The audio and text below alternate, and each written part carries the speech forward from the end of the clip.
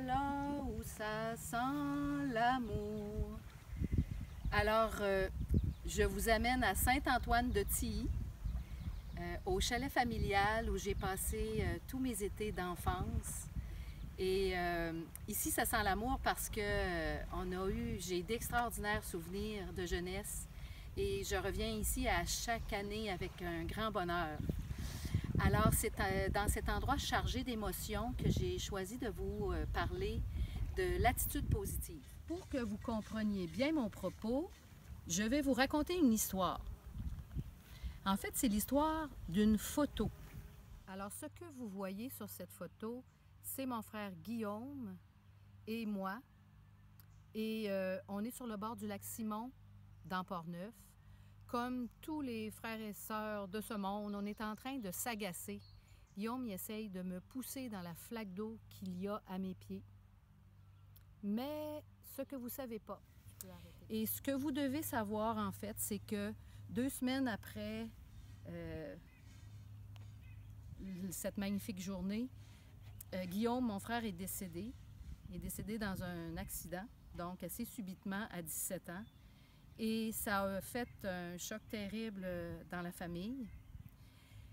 Il y a eu un autre choc, c'est quand j'ai vu pour la première fois cette photo-là, j'ai compris que j'avais rien compris, justement. Alors, en fait, mon frère, il essayait pas de me pousser dans la flaque d'eau.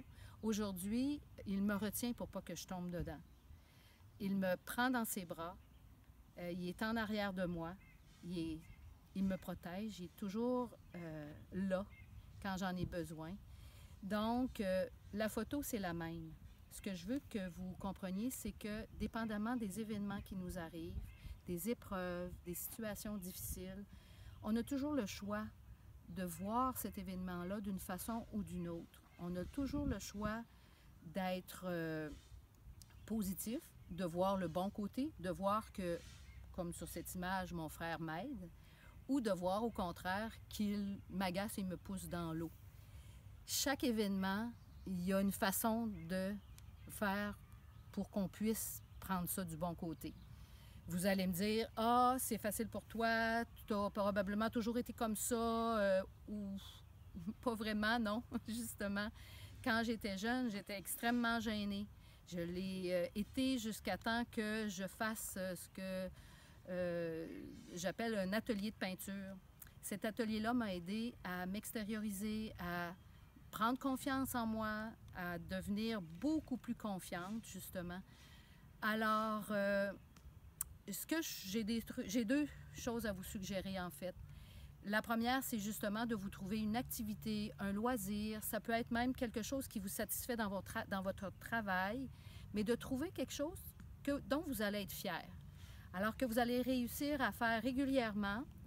Puis ça peut être quelque chose de très, très simple. Ça peut être faire un tricot, essayer une nouvelle recette, faire un casse-tête.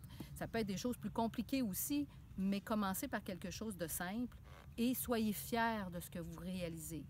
Dites-vous que vous êtes capable, que vous êtes bon pour le faire. Et à ce moment-là, quand il va vous arriver quelque chose de plus compliqué, de plus difficile à passer, vous allez avoir cette espèce de banque-là d'espoir, de confiance, pour pouvoir vous dire encore, oui, je suis capable de passer au travers, je vais prendre les moyens qu'il faut pour y arriver, mais je vais le faire. Vous allez avoir ces souvenirs-là, vous allez avoir cette espèce de force intérieure-là pour le réaliser.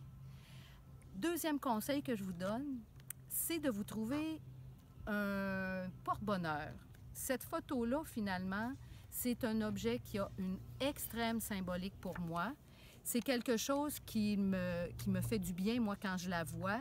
Comme vous voyez, elle est vraiment très brisée, très fissurée. Je l'ai plastifiée pour la garder encore longtemps. Mais c'est parce que je l'ai traînée tellement partout. Quand j'ai eu des entrevues d'emploi, quand j'ai accouché de mes enfants, quand à tous mes traitements de chimio à l'hôpital, je la traînais avec moi. Ça m'aidait à prendre confiance. Alors, trouvez-vous, ça va être peut-être une petite pierre en cœur, ça peut être un cadeau que quelqu'un qui vous aime vous a donné. Ça prend encore plus de force et traînez-la avec vous autres pour vous donner une certaine confiance.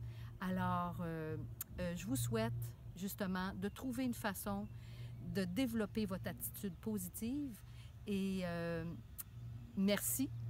Je vous dis à la prochaine.